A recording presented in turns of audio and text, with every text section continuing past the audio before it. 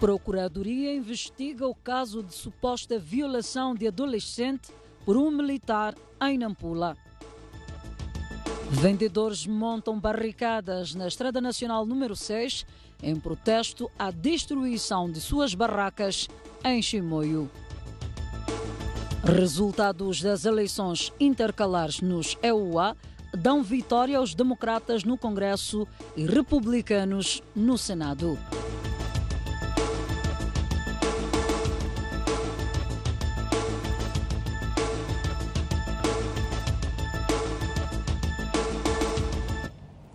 Ora viva, muito boa noite, bem-vindo ao Jornal da Noite.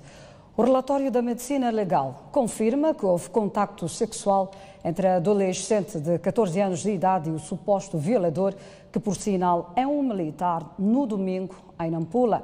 A Procuradoria Local já está a investigar o caso. O caso da adolescente de 14 anos de idade que terá sido violada sexualmente por um militar no final da tarde de domingo está a merecer a atenção dos órgãos de administração da justiça na cidade de Nampula. E no segmento desta investigação, a nossa equipe de reportagem teve acesso ao relatório de medicina legal que confirma que, de facto, houve contacto sexual. No documento, o médico explica que não encontrou sinais de laceração vaginal. Entretanto, confirma que a adolescente apresenta sinais de sexo por via anal com indício de violência e termina recomendando que se encaminhe a vítima para acompanhamento psicológico. Perante os factos, o Ministério Público está a investigar o caso para a responsabilização criminal e disciplinar do autor da violação sexual. E de imediato, por se tratar de eventualmente de um crime de natureza pública, o Ministério Público procurou averiguar sobre o assunto, dirigimos-nos à esquadra da área de jurisdição e até o momento em que estivemos lá não tínhamos um auto, portanto, denúncia aberto.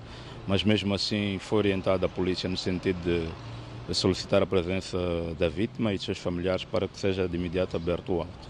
O procurador-chefe provincial em Nampula diz que será feito um trabalho apurado para a punição legal dos infratores, uma vez que há um morto e uma criança ferida na sequência da atuação ilegal dos militares no bairro de Mutavarex. Relativamente a esse aspecto também já há ocorrência registrada e também vai-se procurar apurar em que circunstância que ocorreu este ferimento e esta morte para eventualmente se responsabilizarem os infratores. O nosso entrevistado confirmou também que o relatório da medicina legal sobre os 7 corpos encontrados em Murupula já está pronto e agora segue outra fase da investigação para se encontrar os autores do crime. Mais de 200 milhões de dólares deverão ser investidos na agricultura entre este ano e 2019. A informação foi avançada hoje pelo Primeiro-Ministro no Parlamento, que justifica que a economia nacional não deve estar dependente da indústria extrativa.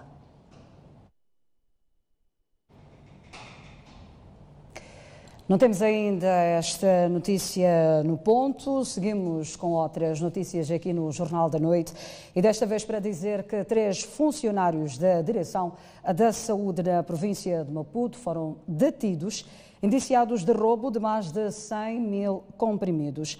A quadrilha é composta por um segurança, arrumador de depósitos e um digitador de dados. As detenções foram feitas na sequência das denúncias feitas pela população às autoridades. A Polícia da República de Moçambique diz que o roubo aconteceu por volta das 14 horas do último sábado no depósito de medicamentos da província de Maputo, quando os indiciados com idades entre 32 e 44 anos de idade recorreram às chaves falsas para materializar o plano que vinha sendo preparado há mais de 2 semanas. Os meus colegas ligaram-me a combinar comigo em sentido de virem para virem retirar os comprimidos. Pronto, eu aceitei como eu estava em missão de serviço nas primeiras horas. Então eles vieram lá para a tardinha, entraram lá dentro, tinham uma chave falsa. Chegaram lá, abriram e retiraram esses comprimidos aqui. E quanto é que ia ganhar neste negócio? Eu, por acaso, uma parte que ele já tinha vendido me deu 6 mil.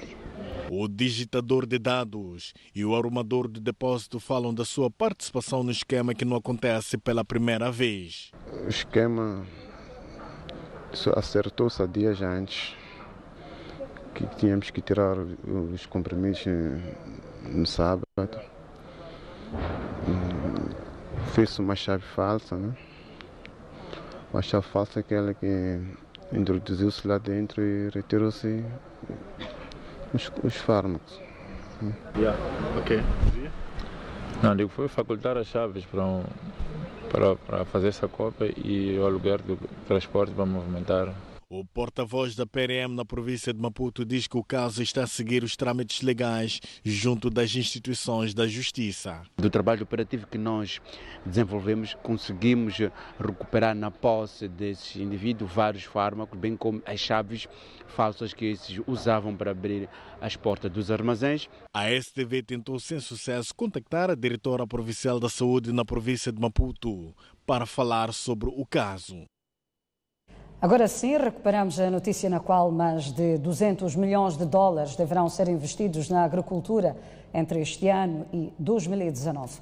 A informação foi avançada hoje pelo Primeiro-Ministro no Parlamento, que justifica que a economia nacional não deve estar dependente da indústria extrativa. 3 bancadas, 3 perguntas e várias respostas. O executivo de Filipe Nyusi foi ao Parlamento prestar informações solicitadas pelos deputados. Arnamo questionou a atuação da polícia nas últimas eleições autárquicas. O MDM pediu mais dados sobre os ataques armados em Cabo Delgado e a Frelimo quis saber da situação das estradas. Mas no discurso inaugural, o primeiro-ministro abordou vários assuntos com destaque para os investimentos na agricultura. Prosseguiremos com ações para dinamizar o setor agrário através dos seguintes ações. Primeiro, projeto de desenvolvimento inclusivo de cadeias do valor agroalimentares avaliados em 100 milhões de dólares, a ser implementado em todo o país, que irá beneficiar 1 milhão de produtores. Segundo, arranque da segunda fase do projeto Sustenta, orçado em 40 milhões de dólares para financiar os componentes de transferência de tecnologias, crédito agrário, mercados, construção de sistemas de irrigação e reabilitação das vias de acesso rurais. Terceiro, projeto de desenvolvimento de irrigação de pequena escala e acesso a mercados, avaliado em 55 milhões de dólares nas províncias de Sofala, Manica, Zambésia e Nampula. Ainda para o desenvolvimento do setor agrário, está assegurado o financiamento do valor igual a 22,3 milhões de dólares a partir da campanha agrícola 2018-2019. Carlos Agostinho do Rosário falou também das dívidas que o Estado tem relativas a bens e serviços, alertando que só depois de verificar a conformidade é que serão liquidadas.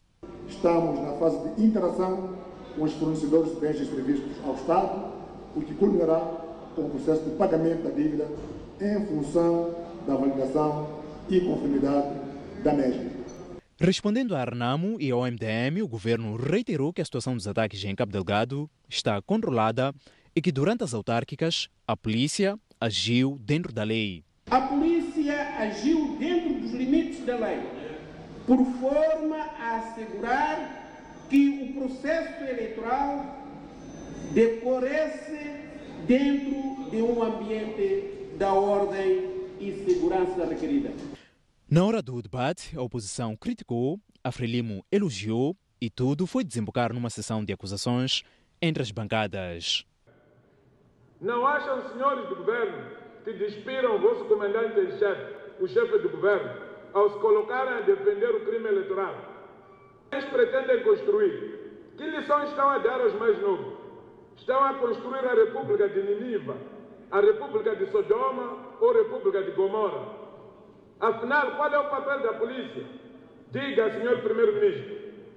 O povo moçambicano está habituado de eleição em eleição.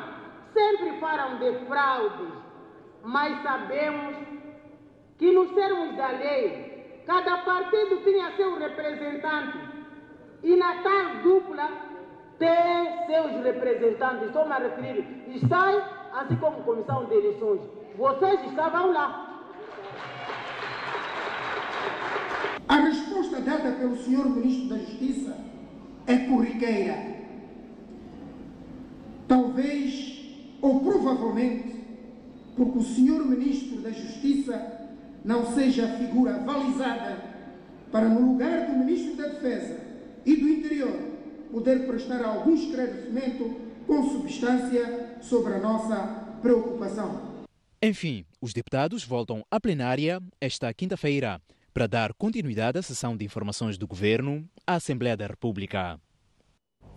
Por outro lado, o Governo está sem dinheiro para reabilitar alguns troços da Estrada Nacional número 1. Neste momento, o Executivo diz que está a fazer obras de emergência para assegurar a circulação de pessoas e bens. No total, são 543 quilômetros que condicionam a circulação na Estrada Nacional número 1. Falando esta quarta-feira no Parlamento, o Governo deixou claro que não tem dinheiro para financiar uma reabilitação definitiva e, como forma de garantir a transitabilidade nos próximos meses, o Executivo está a assegurar obras de emergência. Já decorrem obras de reparação de emergência nos troços Caia-Nangue, Nangue-Matondo, Pambaro, Rio Savo, estando previsto o arranque das obras nos restantes troços ao longo das próximas 2 semanas.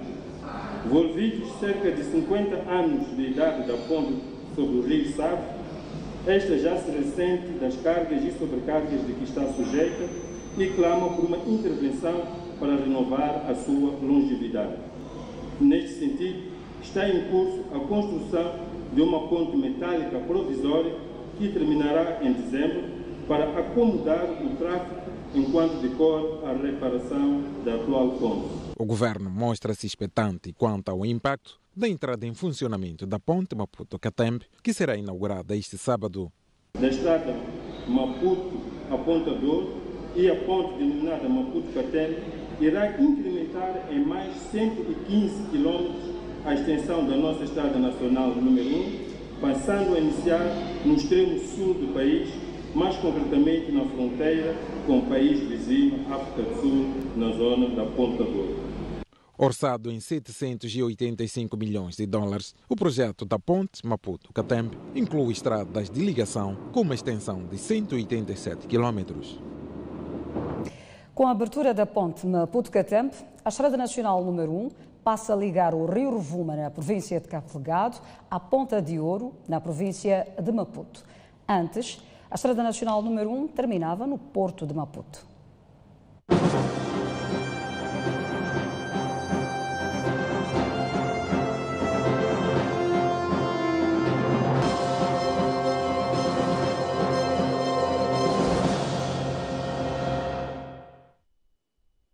O troço de 2,7 quilômetros de estrada localiza-se na zona onde estavam as antigas residências da Pousada dos Caminhos de Ferro de Moçambique, em Maputo. Com 2 faixas de rodagem em cada sentido, a via liga a zona da antiga Brigada Montada à rampa principal de acesso à ponte Maputo-Catembe. E a importância estratégica desta via é que, com a sua conclusão e abertura, passa a estar estabelecida a ligação Rovuma Ponta do Ouro. À minha direita está a Estrada Nacional número 1, que terminava aqui nas imediações do Porto de Maputo. À minha esquerda está o novo troço que, juntamente com a ponte Maputo-Catembe e a estrada Catembe-Ponta do Ouro, vai permitir, a partir da sua abertura, que a Estrada Nacional número 1 faça ligação entre a fronteira entre Tanzânia e Moçambique, do Rio Rovuma, e a fronteira entre Moçambique e África do Sul, na Ponta do Ouro.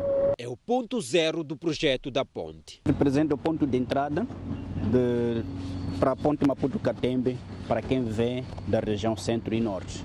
Portanto,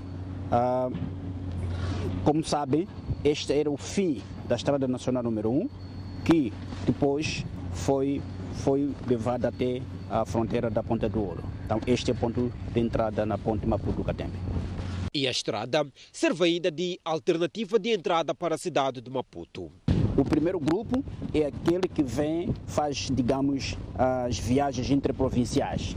Vem do centro ou vem do norte e quer vir ou ao Porto ou à cidade de Maputo. Portanto, é uma via alternativa de entrada também para a cidade de Maputo. Portanto, esta via leva-nos para a zona baixa da cidade de Maputo, leva-nos para as instituições que estão ao longo da ligação entre a N1 e a atual Avenida das Nações Unidas, como também levamos as pessoas para a Ponta do Ouro, Catembe, Ponta do Ouro, África do Sul, por aí fora. No local, decorrem os últimos acertos, designadamente a pavimentação dos passeios, instalação do posto de transformação de energia. Tudo para que o troço esteja pronto antes do dia 10 de novembro. E este é um troço que com o tempo terá a sua continuidade. Ao meu fundo faz cenário o bairro Luís Cabral e que esta área em particular deverá ceder lugar para a continuação da secção 6 que vai prosseguir até a zona da Maquinag, onde vai juntar-se com a Estrada Nacional número 4. Imagens de Hermenegildo Zeban, António Tiwa, STV. A população de Maúbo, na província de Maputo, mostra-se satisfeita com as condições oferecidas no processo de reassentamento, mas exige mais infraestruturas sociais. Já o governo garante que não vai abandonar as famílias reassentadas neste ponto. Foi perante o Ministro das Obras Públicas, Habitação e Recursos Hídricos, João Machatin, que as cerca de 60 famílias que cederam os seus espaços na zona da Malanga para dar lugar à construção do projeto da ponte Maputo-Catembe, revelaram a sua satisfação pelas condições criadas no processo de reassentamento em Maúbo, província de Maputo. Com a vida que nós estamos a levar aqui, estamos satisfeitos, isso está claro. Porque o próprio paro nos dá a própria segurança, temos as nossas casas, os terrenos, dá para termos a paz. Apesar de satisfeitas, as famílias querem mais infraestruturas sociais. Iluminação, água e ruas dignas. Já o governante reconheceu o contributo das famílias para a concretização do projeto, pelo que deixou garantias de dar resposta às preocupações apresentadas. Viemos cá cumprimentar as populações e viemos cá reconhecer a colaboração que esta população teve junto do governo através da Maputo Sul para que o empreendimento que será brevemente inaugurado acontecesse. A componente social terá que ser muito mais potencializada por forma a que o acompanhamento permanente ocorra para que as condições de vida das nossas populações reassentadas atinjam o nível de satisfação que as próprias pessoas pretendem. A ocasião serviu para o ministro falar da importância socioeconômica da infraestrutura. O nosso continente africano passa a estar ligado da cidade de Cabo até ao Cairo, graças àquela ponte. Portanto, eles é que contribuíram para que isto acontecesse. A visita de João Machatin a Maúbo enquadra-se na inauguração da ponte a ter lugar no próximo sábado, que será dirigida pelo Presidente da República, Filipe Nyusi. A empresa Maputo Sul diz que propôs ao Conselho Municipal da cidade de Maputo para construir um terminal de autocarros de passageiros no local onde funcionava o mercado Muacacana, para evitar a sua ocupação dos locais livres por informais. Não temos capacidade, O programa Linha Aberta desta terça-feira debruçou-se sobre os benefícios e desafios que a entrada em funcionamento da ponte Maputo-Catembe traz para o país. Uma das ideias que está em cima da mesa é a utilização deste espaço criado com reassentamento durante a construção da ponte. Seria bonito haver uma terminal rodoviária ali que pudesse, por exemplo, receber os que vêm da Matola, os que vêm do Zimpeto e não entram na Baixa, ficam ali e se pretendem ir para Catembe, encontram ali um sistema que no futuro até se pode tornar intermodal por causa da proximidade da linha férrea. Podíamos ter ali uma relação com os passageiros que vêm de mais longe através da linha férrea. Os painelistas, por outro lado, questionaram os ganhos para a economia nacional durante a construção desta infraestrutura. Falando concretamente à edificação da infraestrutura, diríamos que os benefícios para o setor privado em particular foram bastante mínimos ou quase nulos. Há alguns fornecedores nacionais de materiais de construção possam ter colaborado e contribuído. Do ponto de vista de empresas que têm a sua massa crítica de engenheiros que deviam participar ativamente por transferência de tecnologia, transferência de conhecimento, seria algo neste momento assente. Este empreendimento foi construído com base num contrato que não é muito comum, é prático, internacionalmente usado, mas não é muito frequente, que é o chamado chave na mão. E deixa muito pouco espaço de manobra para guiar aquilo que são as suas vontades. Onde é que deve ir buscar a melhor qualidade, simplesmente diz, forneça-me um objeto a este preço e a esta qualidade. A Ordem dos Engenheiros diz que mesmo em termos de transferência de conhecimento, não houve aproveitamento. Sentimos que não houve um aproveitamento, não sabemos exatamente se foi a questão da falta de programação, a falta de legislação. E propõe a reabilitação de outras estradas para aumentar as receitas da Maputo Sul com tráfego de caminhões provenientes do porto de Durban para a África do Sul e Suazilândia. Boane a ligar a Moamba pela Marconi, né? A estrada de Boane para Namacha e a estrada de Boane para Goba. Então teríamos de facto, provavelmente, o tráfego fosse aumentar e portanto, com cargas pesadas, naturalmente que a fatura é maior para Maputo Sul.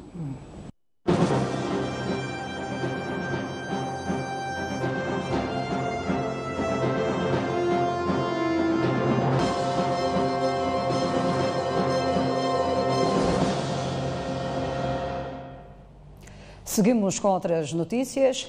Vendedores de um mercado em Chimoio montaram barricadas na manhã de hoje na Estrada Nacional número 6, em protesto à destruição de suas barracas. A polícia teve que intervir para repor a ordem.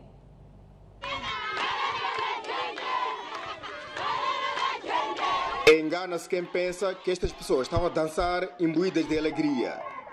É, na verdade, para além de terem fechado a estrada com barricadas, a forma que estes vendedores encontraram para protestar a destruição de suas barracas por volta das 4 horas, uma ação que o Conselho Municipal levou a cabo para forçá-los a saírem do mercado da Xer para o do Infantário. Então está nos girar para lá embaixo no Infantário. Lá não tem movimento, lá embaixo não tem movimento, não tem. Nós temos crianças para sustentar, para comer, querem estudar. Vão nos girar aqui, porque se acharem querem vender para outra pessoa. Estamos considerados como lixo, por quê? Deixaram-nos votar, depois de votar, deixamos girar dessa maneira. Nós não queremos sair daqui, queremos ficar aqui na Xer, a vender aqui. Aqui não queremos sair. Justiça queremos que nós queremos. Nós votamos Ferreira para nós ficar no caminho. Vou vender aonde? Tenho filho em casa, dinheiro sai aqui. Muita gente, pessoas aqui têm dinheiro de poupança, sai daqui. Dinheiro do banco, sai daqui. Horas depois, com a chegada de membros da Polícia da República de Moçambique, os automobilistas ajudaram a retirar as barricadas por forma que o trânsito voltasse a fluir ao longo da Estrada Nacional número 6. Contactado pela STV, o Conselho Municipal, através do vereador de Mercados e Feiras, disse que não houve falta de aviso para os vendedores retirar-se daquele local. Aliás, até porque parte deles já tinham saído. O que teria acontecido apenas é a remoção das barracas que tinham sido erguidas naquele espaço. Tendo em conta que esse processo iniciou desde o mês de julho, onde nós fomos para lá, fizemos um levantamento de todos os vendedores que se encontravam naquele local para ver se iam adequar com esse espaço ao lado do Infantário. Depois do levantamento, seguiu o processo de atribuição dos espaços, onde cada um daqueles que estão lá mesmo, que estavam lá na Xer, construíram as suas barracas, como vocês estão a ver. Então, hoje decidimos que cada um devia se retirar para poder ocupar a sua respectiva banca. Por volta das 11 horas, já estava amainada a confusão e os vendedores renderam-se à decisão do Conselho Municipal e já erguiam suas barracas no novo mercado localizado nas proximidades do Infantário Provincial de Manica. Um jovem foi baleado pela polícia na madrugada de ontem em Dondo, província de Sofala, indiciado de pertencer a uma quadrilha que assalta caminhões. Já em Ambano, um caçador de 54 anos de idade foi baleado mortalmente por seu colega enquanto caçavam animais. Nas últimas semanas, vários caminhões foram assaltados por uma quadrilha em Dondo, província de Sofala. Segundo a polícia, o grupo de malfeitores é composto por 6 indivíduos que usam objetos contundentes para ameaçar automobilistas e, na sequência, roubar seus bens. Com denúncia de populares, a PRM baleou e conseguiu capturar um dos supostos integrantes da quadrilha, Ntondo Sofala. A polícia, quando chegou ao local, por forma a impedir que continuasse ainda a fazer essas suas ações, quando eles acabou efetuando alguns disparos. Sendo que este cidadão foi encontrado já no dia seguinte, porque quando foi baleado ele acabou escondendo-se num estaleiro próximo do local onde ocorrera. E ele é um reincidente, mas operações e diligências estão em curso visando um rápido esclarecimento e captura dos cidadãos Oramonte. O indiciado nega o seu envolvimento no crime em que é acusado, mas reconhece que quando a polícia se fez ao local onde foi baleado, portava consigo 2 baterias de caminhões e que tentou desobedecer a ordem dos agentes da polícia. Deixei aquelas baterias, como que não tem poder. Então, aquela chuva toca um tiro em cima e o outro já me empalha aqui.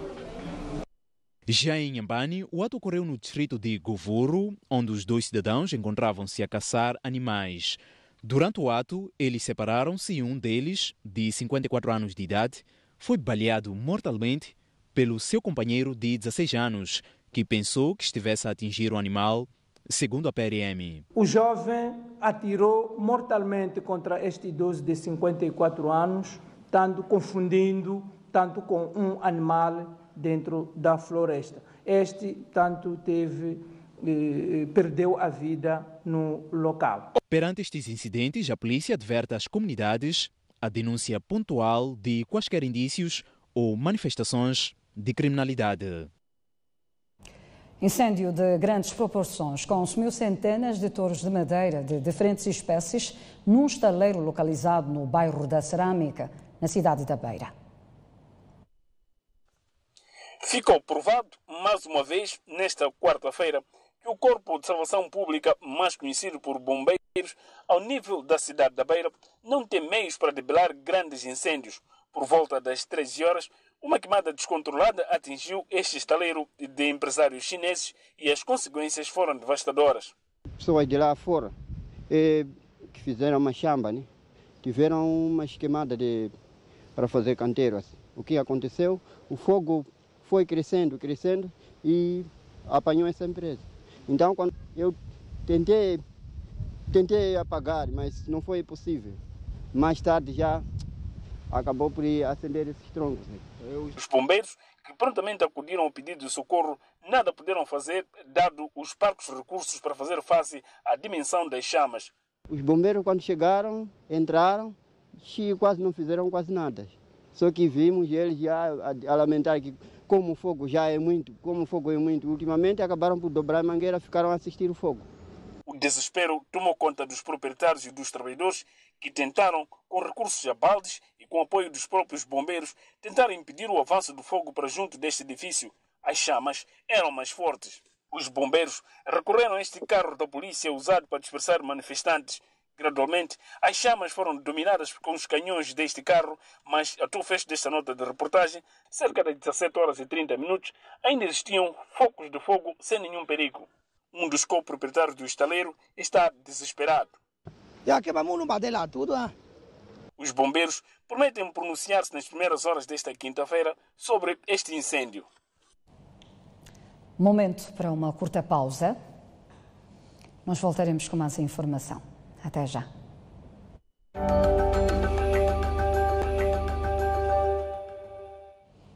Seguimos com as notícias. A Universidade Pedagógica e a Save the Children assinaram hoje um memorando de entendimento que visa melhorar o desempenho das raparigas no ensino secundário através da formação de professores de português e matemática. Um dos maiores desafios encarados pelo setor da educação, sociedade civil e organizações não governamentais é a retenção da rapariga na escola. Neste contexto, a Save the Children assinou esta quarta-feira um memorando de entendimento com a Universidade Pedagógica que vai consistir, sobretudo, na formação dos professores nas áreas de matemática e português, para melhorar o desempenho das raparigas no ensino secundário. A Universidade Pedagógica é a única instituição que, por excelência, pode formar professores para o ensino secundário em Moçambique. E por isso a nossa intenção é trabalhar com esta instituição de formação e pesquisa para assegurar a qualidade de ensino na escola e fora dela, de modo que as raparigas possam aprender para tomar decisões sobre o seu futuro e suas vidas. Por seu turno, a Universidade Pedagógica diz estar preparada para abraçar este desafio. A UP, como instituição de ensino superior, tem a obrigação de continuar a formar professores, de capacitar os professores e, nessa circunstância, nós daremos uma especial atenção à formação de professores das disciplinas de matemática e português. Estes são professores que já estão no terreno, mas que nós iremos capacitá-los para lidarem melhor com estas matérias de formação para as nossas meninas. O projeto vai ser implementado em 11 distritos das províncias de Gaza, Manica e Tete. Pouco mais de 60% da população viu-se impedida de votar por não pertencer aos distritos municipalizados. Para a Associação França-Moçambique de Ciências Naturais e Sociais, é imperioso que o país acelere o processo de municipalização para assegurar maior participação de cidadãos nas eleições. O país conta com 53 autarquias, que no passado 10 de outubro foram palco das 5ª eleições locais. Apesar da significativa participação de eleitores nestas eleições, cerca de 60% da população não pode votar por estar a residir em distritos não autarcizados. Por esta razão, a Associação França-Moçambique de Ciências Naturais e Sociais considera urgente que o país acelere o processo de municipalização de outros distritos para permitir que mais cidadãos decidam sobre o futuro da sua vida política. Portanto, fala-se no princípio do gradualismo na criação das autarquias locais. Verificamos que há uma certa lentidão na execução, tendo em conta que foram realizadas eleições. Geralmente, quando se realizam eleições, são elevados, pelo menos, é a regra, 10 distritos à categoria de município. Nestas eleições, isso não aconteceu. Provavelmente pode ter a ver com a situação não é, econômica do país. É de considerar, mas há uma necessidade de acelerar esse processo, porque acaba se colocando de lado um grupo muito grande de pessoas. Além da urgência da municipalização dos distritos, a Associação Franco-Moçambicana defende a mobilização de jovens e de mulheres para o pagamento de impostos como forma de garantir a autonomia financeira das autarquias. É um tema que também permite reflexões do ponto de vista econômico, financeiro, sobretudo no que diz respeito à questão da autonomia financeira das autarquias locais, a questão da arrecadação dos impostos, até que ponto eles podem contribuir para garantir o desenvolvimento deste município. A coordenadora da Associação França-Moçambique de Ciências Naturais e Sociais falava na Conferência Internacional sobre Municipalização e Gestão Urbana em Moçambique, que decorre até quinta-feira em Maputo. Olhamos agora as notícias internacionais. Decorreram hoje as eleições presidenciais no Madagascar. São 3 candidatos que prometem revitalizar a economia e combater a corrupção naquela ilha do Oceano Índico. Mais de 10 milhões de eleitores votam esta quarta-feira no novo chefe de Estado de Madagascar. E são 3 principais candidatos que garantem acabar com a corrupção, pobreza e criar mais emprego nesta ilha do Oceano Índico. Mark Ravalomanana e André Rajoelina figuram como os candidatos da oposição.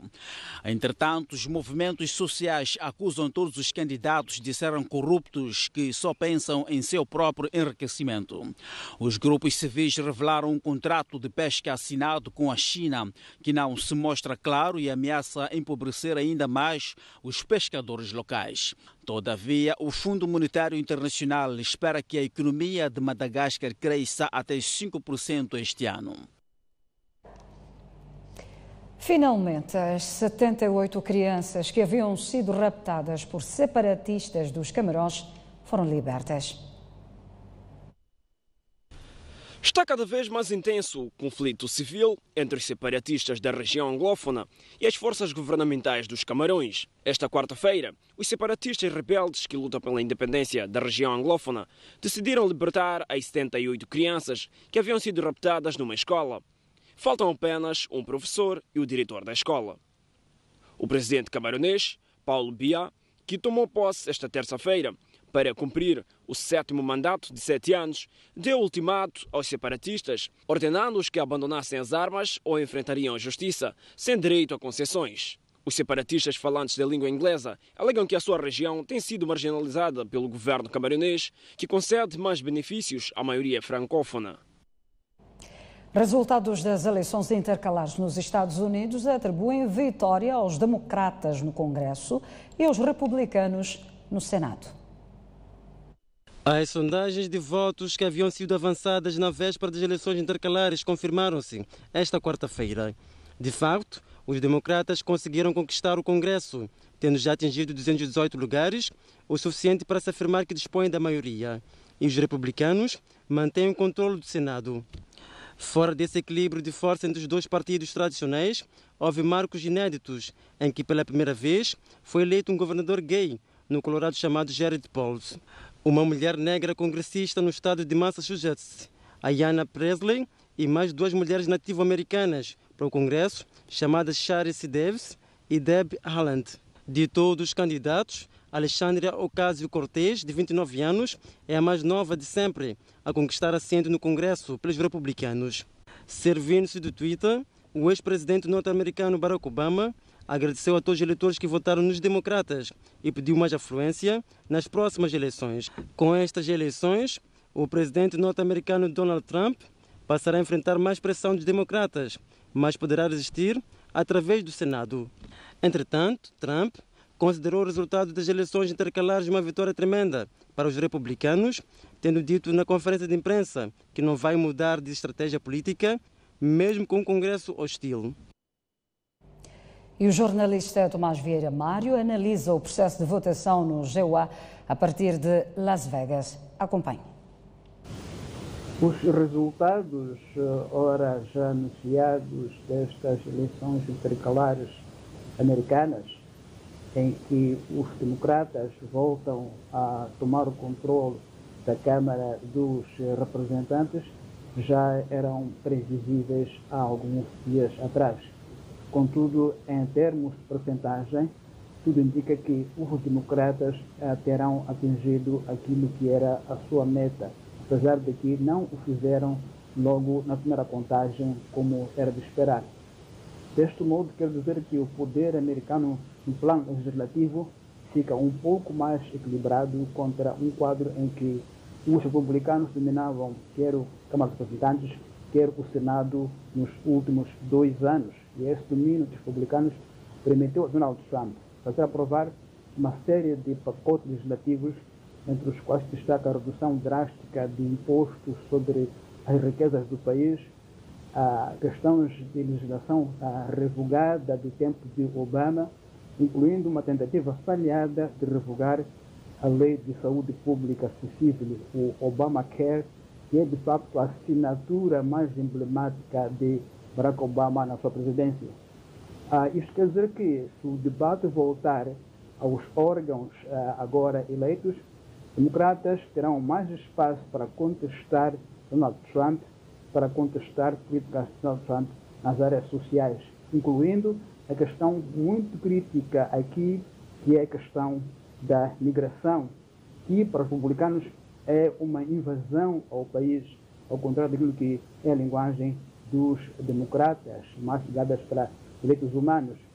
Outra notícia é que os democratas levaram à campanha um número bastante elevado de mulheres, algumas das quais, pela primeira vez, chegam ao Congresso, como, por exemplo, 2 mulheres de origem índia. Primeira vez, chamados nativos americanos chegam a este órgão tão alto, assim como uma mulher negra que, pela primeira vez, chega a governador de Estado. Então, há notícias, realmente, de algumas mudanças provocadas por uma eleição muito combativa, muito crispada em alguns aspectos, em que até havia linguagem agressiva, linguagem até de ataques pessoais, muito criticada pela imprensa como sendo uma descida do plano ético na política americana. Foi uma eleição muito seguida pela imprensa estrangeira. Pela primeira vez houve, de facto, um grupo muito largo de jornalistas de todo o mundo, porque havia já uma antecipação de que o debate seria renhido, porque quer democratas, quer republicanos diziam que ou venciam ou os fundamentos democráticos americanos estariam em causa se eles perdessem. Então, esta campanha talvez marca uma nova era, uma nova fase americana de fazer política, em que a crispação fica muito evidente, não só em plano formal e ideológico, mas mesmo na linguagem usada pelos atores, por vezes bastante agressiva, com insultos e ataques pessoais, como talvez nunca antes tinha havido. Já o docente universitário de filosofia, neste caso filosofia política, Alberto Ferreira, afirma que Donald Trump vai doravante enfrentar grande pressão dos democratas para pôr em prática seus planos da America First. A conquista dos democratas neste exato momento pode ser um determinado plebiscito daquilo que poderão ser as próximas eleições. Significa isso que Donald Trump vai perder um apoio bastante importante que vai partir do Congresso. Nós sabemos quanto não seja importante o Congresso para a aprovação das leis importantes. Donald Trump parte com um sonho inédito, que é de levantar o muro contra o México, que é de liquidar definitivamente a reforma sanitária de Barack Obama e fazer com que os Estados Unidos seja aquilo que ele chamou de America First. Estes sonhos podem ser imediatamente bloqueados na medida em que os americanos podem, a partir dos democratas que têm agora o controle sobre o Congresso, podem praticamente impedir que o seu sonho contra aquela América que é conhecido como ponto de referência possam ir à frente. Neste momento, ainda é prematuro dizer efetivamente como é que podem agir os democratas no complexo, porque nós sabemos que não existe aquilo que se pode dizer de disciplina partidária como nós aqui, onde a Frelimo levanta braço, todos levantam o braço, quer dizer que os americanos são independentes na medida em que eles dependem efetivamente da racionalidade e da consciência em poder votar. Mais uma pausa no Jornal da Noite, mas antes já a previsão do estado de tempo para as próximas 24 horas. Começamos mesmo pela Zona Sul, onde Maputo prevê-se uma temperatura máxima de 26 graus e uma mínima de 14. E para Xaixai prevê-se uma temperatura máxima de 24 graus e uma mínima de 16.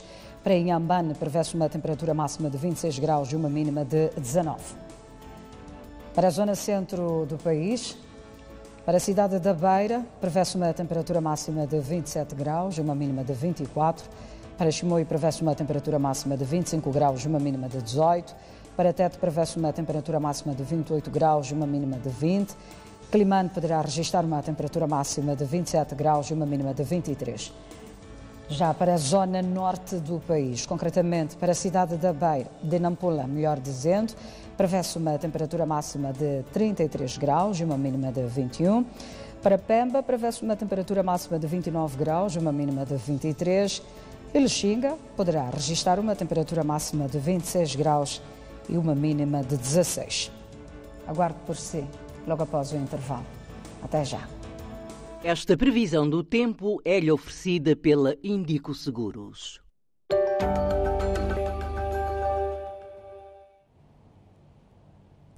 No desporto, o presidente da Liga Moçambicana de Futebol, Ananias Coana, diz que o Moçambola é um produto apreciável, mas acredita que se pode fazer mais para se atingir a qualidade exigida. Há muito que a qualidade do Moçambola é posta em causa. Nos últimos anos, poucos jogadores moçambicanos conseguem se ingrar à primeira em campeonatos mais evoluídos. Contra tudo e todos, o presidente da Liga Moçambicana de Futebol, Ananias Coana, diz que o Moçambola é um produto vendável. Sim, eu acredito e tenho confiança de que o Moçambola é um produto vendavam. Foram apenas 11 golos apontados pelo melhor marcador do Moçambola edição 2018, muito longe do mínimo estabelecido pela Liga Moçambicana de Futebol para a devida premiação. Entretanto, a Coana garante, os jogadores e técnicos nacionais são de uma qualidade indiscutível. A qualidade dos nossos treinadores, a qualidade dos nossos atletas é indiscutível. Se nós fazermos as estatísticas daquilo que foi o produto dos atletas nos últimos anos, aí os números vão o refletir. Quando se fala do produto, são aqueles que eventualmente até tentaram sair fora do país, e aqueles que permaneceram e aqueles que ainda evoluem dentro do nosso campeonato nacional. Estes números é que podem, de fato, testemunhar as palavras que estamos a dizer de que o Moçambola é um produto de qualidade. Os nossos atletas, os nossos treinadores, a diferentes níveis, têm a sua qualidade. O Moçambola edição 2018 terminou no último fim de semana com a União Desportiva de Songo a sagrar-se campeão nacional. Já na página cultural, Mia Couto lançou ontem Manjo, uma obra literária. A Água e a Águia é, para o autor, um livro escrito para crianças e adultos.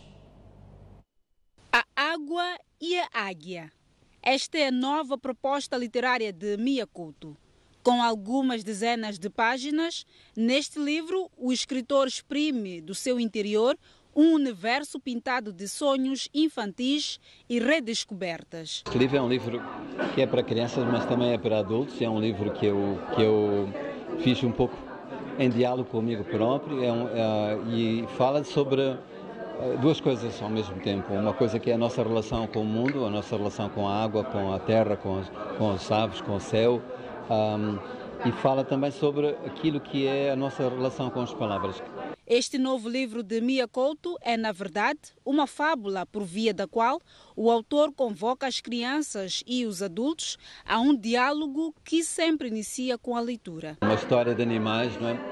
E sempre foi assim desde o princípio. Os animais ajudam-nos a ser mais humanos, não é? A gente conta histórias sobre os animais, mas para falar de nós próprios. A sessão de apresentação de A Água e a Águia aconteceu na Fundação Fernando Leite Couto, na cidade de Maputo, e contou com a presença de um público infantil e adulto. Referindo-se à obra, Ana Magaia não tem dúvidas. Não é da história da água ou da águia que o narrador trata para a atriz. Mia Couto traz neste livro uma história da e feita de humanidade. É um texto realmente muito provocante e provocador, mas é uma provocação positiva porque ele leva-nos à reflexão. Este texto não fala das águias, não fala da chuva, não fala da água, este texto fala de nós, representado através daquelas figuras, daqueles animais, daquela intempérie. Mas, no fundo, fala da sociedade. Fala da importância de cuidarmos dos nossos recursos, do que temos e não desvalorizar, porque um dia eles podem acabar e aí vamos nos dar mal. A Água e a Águia foi lançada sob a chancela da Fundação Fernando Leite Couto. Maputo vai acolher entre os dias 22 e 24 de novembro a Feira Internacional do Turismo. E o programa Grande Entrevista de hoje é com o presidente da Federação Moçambicana do Turismo, Cassanias Matsombe, que fala sobre a feira e sobre o estágio do setor considerado pelo governo como prioritário para o desenvolvimento do país. O Grande Entrevista vai para o ar depois do programa Mosefo Young Leaders. É o fim do Jornal da Noite. Grata pela atenção dispensada. Até amanhã, à mesma hora. Boa noite.